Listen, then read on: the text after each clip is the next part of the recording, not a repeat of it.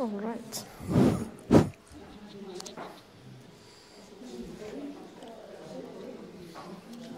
Ok, Ruth, þú mátt bara byrja.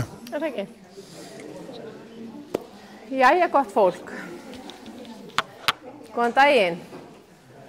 Heyrið þið allir í mér ef ég tala svona hæfilega hátt? Ekki víst. Ég ætla að byrja því að bjóða ykkur hjartanlega velkomin á þennan ágæta fræðslufund eða félagsfund Lúnarsamtakanna. Ég heiti Ruth Gunnarsdóttir og ég er hjúkrunarfræðingur og ætla að það svona spjalla við ykkur svona kannski einkenni sem að þið væntanlega þekkið allt og vel hérna öll inni og ef ekki þið sjálf þá væntanlega ættingjar eða einhver náinn. Þannig að núna, veistu hvort það heyrist í mér? Það er smá tæknilegir örðuleika við erum aðeins að finna út úr þessu. Máttu hingra aðeins? Hingra aðeins. Það koma þér í mynd. Kom þér í mynd.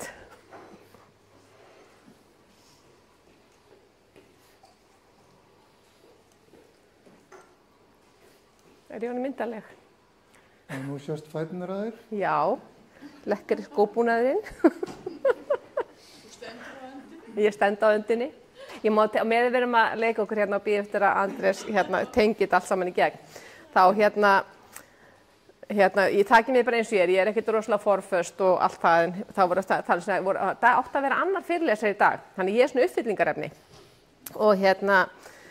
Og þá segir ég, okkur tökum við ekki mæði, mér finnst allir mínir skjólstæðingar að tala mæði og það er alltaf sama saga, þetta er svo erfitt, þetta er svo erfitt einkenni.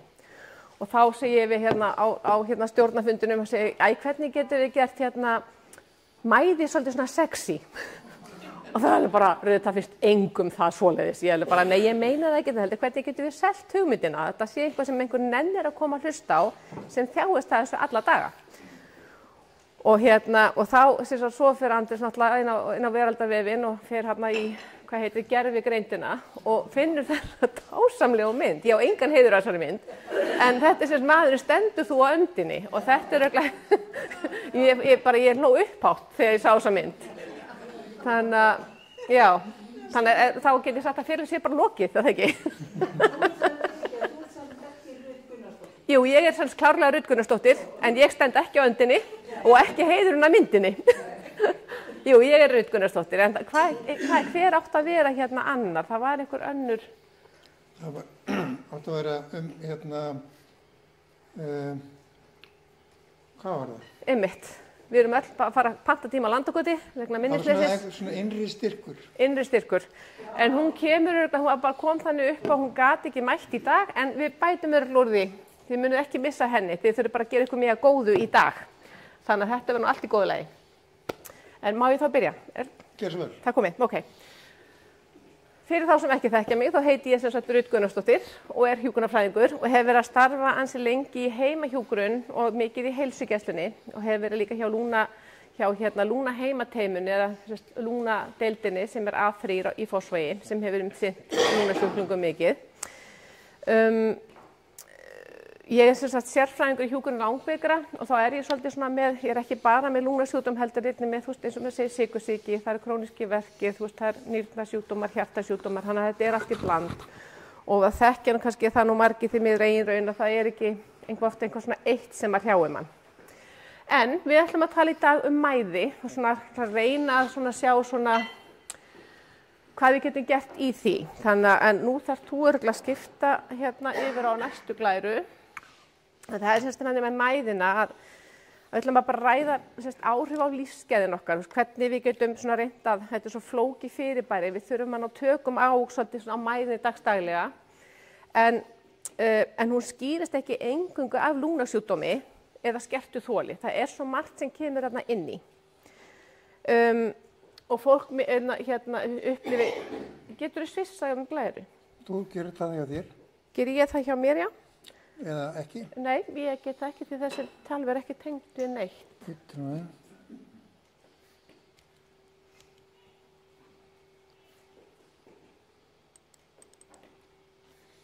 Viljum ekki fara áfram?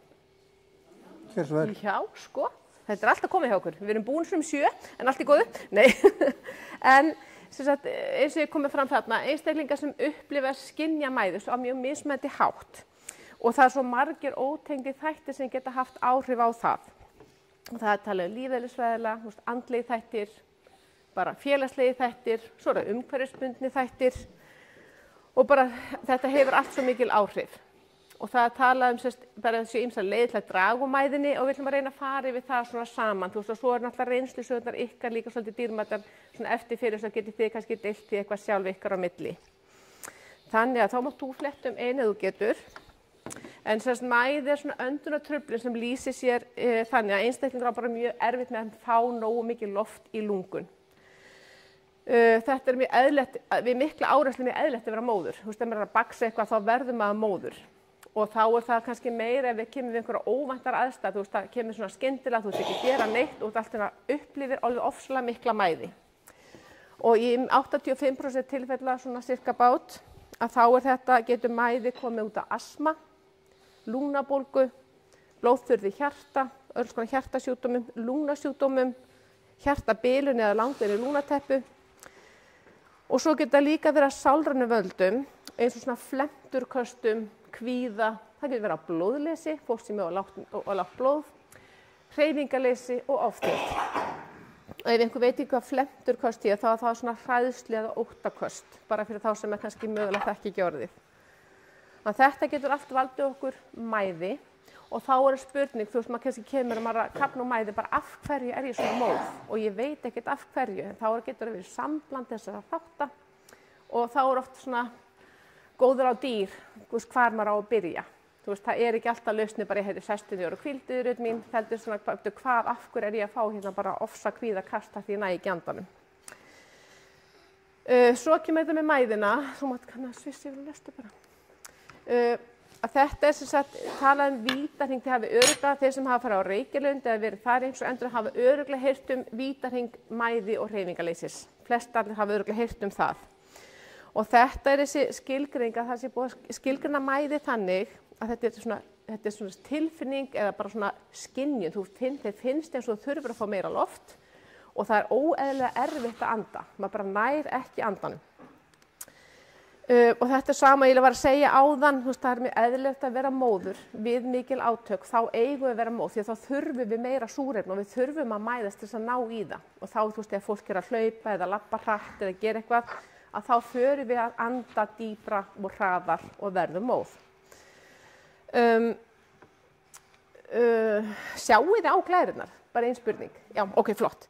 Þannig að tala óeðlilega mikla mæði við lítið álag eins og sérstaklega fólk er í hvíld, þú ert ekki að gera neitt og þú situr bara alveg að kafna. Og þá er svona kannski þekkið þið það sem er í þessum hópi að það er oftast á tengt við lungnasjúkdóma. Svo kemur hérna vítarhringurinn inn í þetta. Með vaxandi mæði þá drögum við úr virkninni. Þú veist bara nei, ég get ekki verið að labba svona mikið ég verð svo ofboðslega móð að ég ætla bara að hætta því. Og maður skilur það, en hins vegar, ef þú ferð ekki út á meðal fólks eða ferð ekki að gera aðeins meira, að þá getur maður einangrast og þá lendir maður í svona vítarhring. Nei, ég labba hérna fram og tilbaka og ég verð svo móð, ég ætla bara að hætta því. En þá kemur vítar, þá dregur maður úr eigin krafti og eigin orku og þá er maður svolítið að tapa meiru heldur en ávinninum af því að hvíla sig. Og þegar þú ert ekki, sælhrönn mín, svo þegar þú ert, ef þú dregur þessari daglegu hreyfingu, að þá leiða til minni vöðvastyrk, þá rýrna vöðvarnar okkar og ef við notum til dæmis bara svona fróðleg viðbót, ef við notum ekkert vöðvarnar okkar daglega, þá getur rýrnin orðið upp undir 8% á dag sem að vöðvarnir geta rýrnað og það er bara alveg ótrúlega mikið. Og svo þegar við töpum þolinu niður og minni vöðvastyrk, að þá eigum við enn á mæðina eins og við talum áðan. Og þá festist maður í þessum vítarhring alveg endalaust. Svo máttu við snúa. Hver er munurinn á bráðri og langvarandi mæði? Það er nú kannski stuttaskýringin, þetta er ekki alltaf að fara mjög djúpt í þetta, en bráðmæði getur komið mjög skyndilega og varir yfirleitt ekki langa tíma, en hún getur varað upp undir nokkra klukkustundir eða nokkra daga. Og dæmum það er eins og tekið fram þarna, það getur verið ofnæmi, það getur verið kvíði, það getur verið líkamstjána ýmis veikindi eins og til dæmis bara hefðbundið kvef eða flensa og sýkingar sem allt getur valdið þessar bráðu mæði. Og það sem eru kannski alvarlegasta í því eru hjartaáfall, þrengingu öndunarvega eins og í ofnæmislosti eða blóðtappi. Þetta svona það sem getur valdið svona sem er í stuttan tíma. En langvarandi mæði, það andnauð sem stendur yfir í langan tíma, getur staðið yfir í bara í nokkra vikur eða mánuði eða ár. Bara, það getur varað í langan tíma. Og það til dæmis eins og með lúnarstöðu sem við þekkjum eins og astmi, það hjartabilun, langun lúnateppa og þá líka svo lúnaháþrýstingur, allt þetta getur valdið mikilli mæði og hreyfingarleysi getur einnig valdið andnauð og mæði. Og ástæða þess eins og ég var að fara í áður að vöðvarnir eru stöðugt að reyna að ná í meira súrefni, þannig að beinagrinda vöðvarnir okkar, þeir eru alltaf að reyna að baksa við að ná í meira til þess að geta sinnt þessu álagi sem líkaminn er að reyna að það sem við erum að reyna að gera.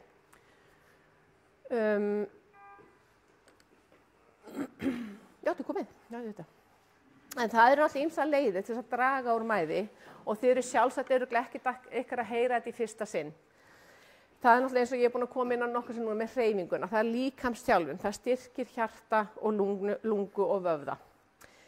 Það er alltaf gott að eins og þeir sem að fara í eins og HL-stöðina, hvaða sjúkraþjálfun sem er, hvaða litlu göngu, það er bara allt þetta litla sem gerir svona margt smátt gerir eitt stórt. Að reyna alltaf að hreyfa sig, bara það að ná í kaffibolla sem sjálfur er hreyfing. Bara svo gott að muna að leggja það á sig að standa upp. Auðvitað er allt í lagi einstaklega sinnum að tyggja aðstoðan og segja, heyrðu, já, ég skal nú færa þig kaffi. Þá bara, það er bara eðlilegt. Varast allar öfgar í of miklum hita eða of miklum kulda. Við erum sjaldnast á ágar því á Íslandi með öfgar í hitan en við séum hreinlega bara inni. Þannig að mikill kuldi getur valdið svona samdrætt í berkjónum sem er gott að hafa í huga. Lúnaendurhæfing eins og ég kom inn á núna rétt áðan. Svo er það súrefnisgjöfin, þannig að það er að fá lyf við mæði. Súrefni er samt meira til þess að bæta súrefnisþörfina en kannski virkar ekki beint á mæðina. Ýmis lyf eins og innúðalyf sem að flesti kannski þekkja. Þetta að banka á brjóstkassan, fara í svona titring og láta hreinsa upp á lungunum og margir eiga svona flautu sem geta hjálpað til með það. Líka stellingar, þær eru mikilvægar. Og líka bara næringar ástand. Vera í þyngd sem hentar viðkomandi vel, bara hvaða þyngd hentar mér. Það hentar ekkert öllum að vera 90, 60, 90, það bara vera í þeirri þyngd sem er góð fyrir ykkur. Það er líka hægt að lofta vel út, opna glugga, hleypa góða loftunni inn og létta á svona stöðnuðu lofti og þá er ég ekki endilega að tala að þegar við erum svo inn í frystiklefa, það er ekki verið að tala það, heldur bara að lofta vel út og þá skiptir svolítið máli að hafa ofnana rétt stilta til þess að fá hringflæði í húsið til þess að þegar gluggarnir þannig vinnur oftast góð loftrasting sem er þá ef gluggar eru annars vegar. Öndunaræfingar eru mikilvægar, þetta gerir alls konar æfingar til þess að auka þanþol í lungunum. Og þannig að það er að nota mjög öflugar æfingar sem og þetta hljómar eins og þetta sé lítið en þetta skiptir rosalega miklu máli. Og fylgja meðferðarplani, ef maður er á einhverjum lyfjum, ef maður er bara með eitthvað hreyfiplan, maður er með eitthvað sem maður þarf að fylgja eftir, til dæmis eins og bara súrefnisnotkun sem er flokkuð sem lyfja, sem er flokkað sem lyf, að þá bara fylgja meðferðarplaninu. Alveg svo þegar maður fer í líkamsræktina, maður á að lyfta 10 sinnum, þá skulum við bara gera það og ef við ráðum bara við 5, þá gerum við bara 5 sinnum, þá erum við með eitthvað meðferðarplan og það er hannað fyrir mann sjálfan. Svo þetta var að anda sér skaðlegum lofttegundir sem ertalungum, það er alls konar rokgjörnefni og umhverfismengun, eins og við þekkjum öll eldgosið fræga, sem maður virðist ekki alltaf hætta. Og rokgjörnefni geta verið alls konar uppgufunarefni, lím, lakk, bara alls konar, bara ylvött, það getur alls konar rakspírar, bara hafa það svona í huga. Já, endilega. Ég er með þess að miðin að glærum það, en það er þetta bara, til dæmis, það er eitt einu, maður getur googlað því, bara sett inn öndunaræfingar fyrir lúnasjúklinga, að þá koma æfingar, þannig ég er með held ég eina glæru sem held ég útskýrði þetta, en öndunaræfingar eru yfir þannig að það er verið að maður fyllir lungu svolítið á lofti og reynir bara svolítið að slaka á og þá er maður alltaf að reyna að auka rýmið inn í lungunum, maður er alltaf að reyna að stækka lungun innan frá.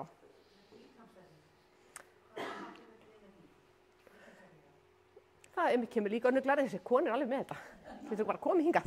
Sko það til dæmis bara, þú veist, eins og bara hérna hvíla, þú veist, hérna að gefa þindinni rými til þess að anda. Maður getur lagst hún á borð til dæmis, stutt sig við eitthvað, maður heila på mynd.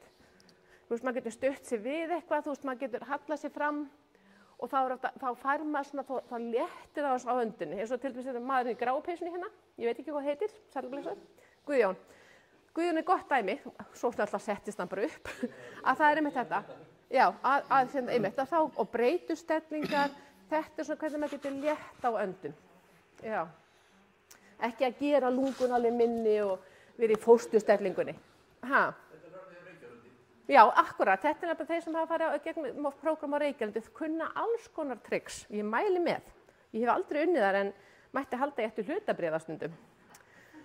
Það þú mátt skipta glæru, held ég, líka stelling. Það er ein leið til að draga mæði og það er eins og ég var bara bókstaflega búin að segja núna. Það er að vera með eins og hann var með, þú veist, með olnboginn svona svísandi út, þetta standast, þú veist, styðja sig við stólbakið, þú veist, bara svona hvíla sig aðeins, þú veist, svona breyta þessum stöðu, þú veist, bara, og þið þekkið þetta flest öllin inni hvernig þetta létta þess á önduninni. Og þú veist, og það er þess að þindin, hún er þá svona slaka þess að hún er að toga lofti betur niður í lungun. Það er það sem er hugmyndafræðin með líkamstellingunum. Svarar þetta spurningunni þinni? Já, ég hef gert þetta einmitt að þegar ég lendi svona. Já, akkurat. Og sem betur fer, þá er þetta svolítið hérna í genunum okkar. Þú veist, einhver er það bara svona, ég var að lappa upp fjall og ég er að kafna, ég er bara á ekki, og þú veist, ég það bara stiðið mér næsta stein. Og þá getur maður gert það svoleiðis. Og það er alveg sama bara hvað er hendi næst. Já. Já, svo þegar maður er alveg að springa,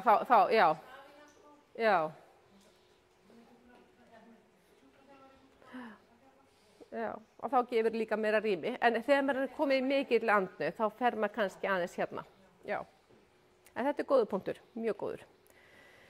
Já, hefur við meðal búið með þessa, þá, já, einmitt.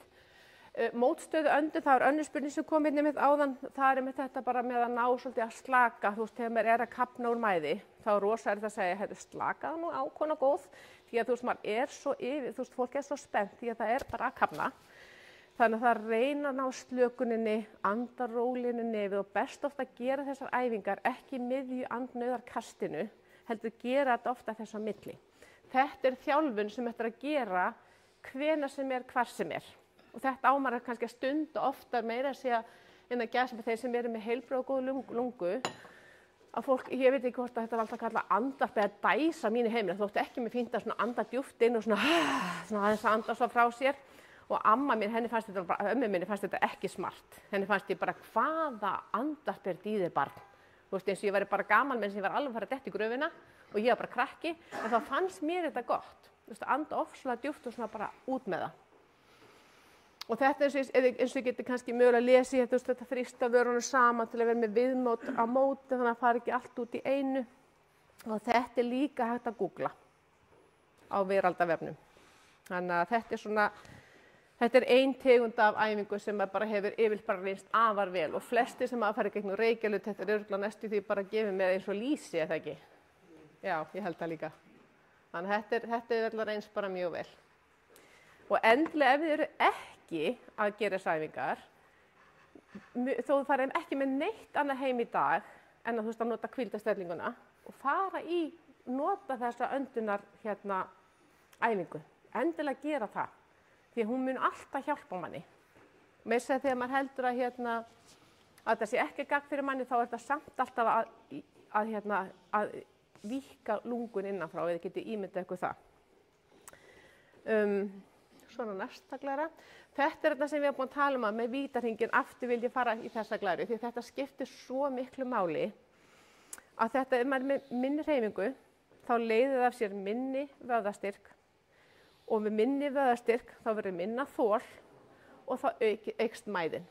Og þetta er bara svona rútína og því latari sem ég verð, því lengur er ég að ná upp mínu þoli upp á ný. Ef ég verð mjög löt og kannski nenni ekki að hreyfa mig í einhverja vikur, þá fæ ég alveg að borga fyrir því ég stíg upp úr sætinu næst.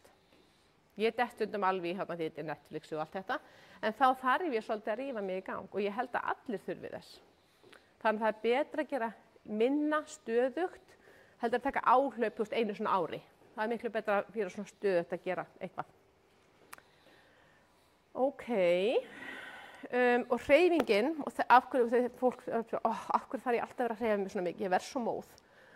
Og þá er það bara þetta stuðlar að virkni beinagrinda vöðvana. Það eru vöðvarnir sem ber okkur uppi. Þeir nota mikið af súrefni. Þetta eykur orkunotkun hefur jákar áhrif á bara grunn efnaskipta hraðan okkar. Þannig við nýtum alla orku betur í öllum líkamskerfunum okkar. Og það bætir sjúkdómseinkenni eins og mæði og þreytu. Og þetta stuðlar að vellíðan, svona ef maður gengur ekki alveg fram að sér, þá yfir stuðlar mikið hreyfing bara að betri líðan. Sjúklingar upplega meiri stjórn á sjúkdómnum sínum, að bara flesti sem að stunda hreyfingu, þá er maður meiri svona líkamsvitund. Viti hvað er að fara. Þú veist, maður veit betur hvað líkaminn byrjar og endar, maður hefur betur stjórn á líkamannum. Og líklega virkja þannig til þess fallin að bæta lífsgæði og bara sjúklingar þurfa síður að sækja sér heilbrigðisþjónustu. Þannig að þetta er rosalega mikilvægt. Þannig að með hreyfingu, öndunaræfingunum og þetta að kunna að hvíla sig, setjast niður á milli, verið með orkusparandi leiðir, skiptir rosalega miklu máli. Svona spara orkunni sína en samt að reyna að efla sér svolítið. Þannig að, og þá er það bara næsta glæra, og það er nú einfaldlega bara að anda inn og anda út. Og þetta er nú eiginlega loka glæra mín á þessu brjálæðislega mikilvæga umræðuefni. En þá ætlum ég að byrja að spyrja einhverjar spurningar, einhvað sem þið viljið deila. Já. Bíddu aðeins.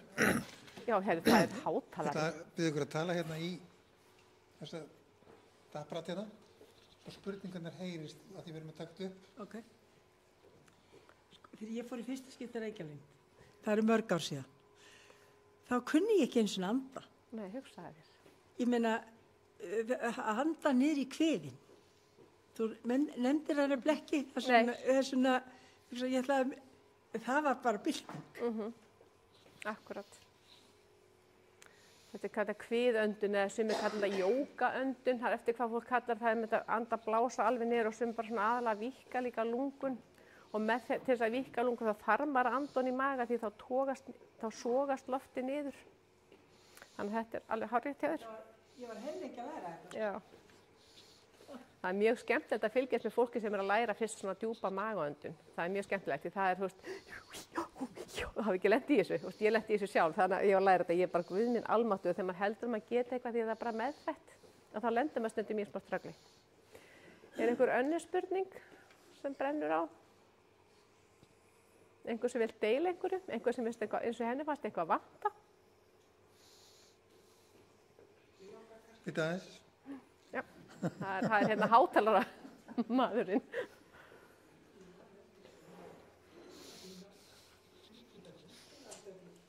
Já. Mér langaði að spyrja hvort að semst, eins og í mínu tilfelli, nú er ég til dæmis að metta mjög vel þessa vikurnar, en ég er alveg að kafna úr mæðu og hálsin á mér alveg dregst inn stundum þegar ég er að anda því svo móð. En mettunin er samt rosa góð. Hvað þýðir það? Þetta er frábær spurning og takk fyrir að deila. Það er líklega þá vantar meiri hreyfingu og það vantar meiri styrk. Þú ert að fá nóg súrefni en mæðin, hún er vöndun á eiginlega sko, að þú þarft að þjálfa líkamann upp í að nýta súrefni, þú ert að nota það og þarft ekki að bæta við það, en þá er það þjálfunardæmið. Eins og ég var að tala með hreyfingarleysi áðan, þú veist, ég er með 100% mettun af því ég er svo lánsam að vera ekki með lúnasjúkdóm sem er eitthvað svona alvarlegur, þannig að ég er að labba, ég metta alveg bara 100 en ég er að kafna, því ég er að fara bretta brekk og eitthvað svoleiðis, en þá er það því ég er ekki nógu góð í þjálfun. Þannig að það er bara fara í þjálfun, ert að hreyfa þig reglulega? Já. Bara frábært, þannig að bara halda því áfram og þetta er lið, það getur verið að fólk sem er lágt blóðgildi líka, þú veist, ef þú ert ekki með, þú veist, það getur verið svona ýmislegt, en þetta er fyrst og fremst eiginlega einkenni á einhverju öðru. Ég get ekki svara nákvæmlega hvað það gæti mögulega, en algengast er þetta með þolleysið og hreyfingarleysið, af okkur vantar styrk og vöðvarnir okkar, þú veist, með því að byggja þá að hafa þá svolítið sterka að það skilar sér í bættri súrefnisnotkun og líka bara allir starfsemi yfir höfuð.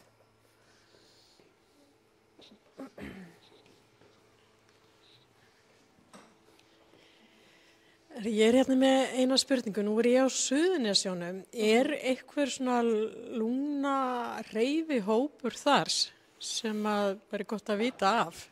Já, Hrönn. Sko, það náttúrulega sjúkraþjálfun. Þeir eru með, ég myndi spyrja á Heilbrigðisstofnun Suðurnesja. Hvar á ertu á, þú segist á Reykjanesi, ertu í Keflavík, hvar ertu? Ég færði mig af HSS og yfir í heilsugæsluna á Höfða sem í Keflavík líka. En minna, við erum að tala um sveitafélagið, vantarlega, þannig að þú átt rétt á að nýta alla þjónustu sem þar hvaða heilsugæslustöð sem þú ert á. Allt bara að hringja og spyrja hver eru úrræði, það oftast einhvers konar sjúkraþjálfun sem þeir bjóðu upp á. Hringdu bara og spurðu það. Ég ekki með á hreinu hvort það einhver nákvæmlega sérstök stöð, en það sérst ekkert marga stöðar, þarna myndi ég áætla. En til dæmis þeir sem eru með sykursýki, þeir eru mikið í alls konar þjálfun þarna líka og það einhverstað sjúkraþjálfunarstöð sem sinnir þessu. Ég veit það bara nokkurn veginn fyrir víst. Sem má líka benda á að víða út land, og það kemur venilega fram í blaðin okkar, eru íþróttahús sem fólk hefur rétt á að fara inn í og ganga þar svona utan á annan tíma. Alveg rétt. Sem mjög gott fyrir þá sem að þola illa kulda og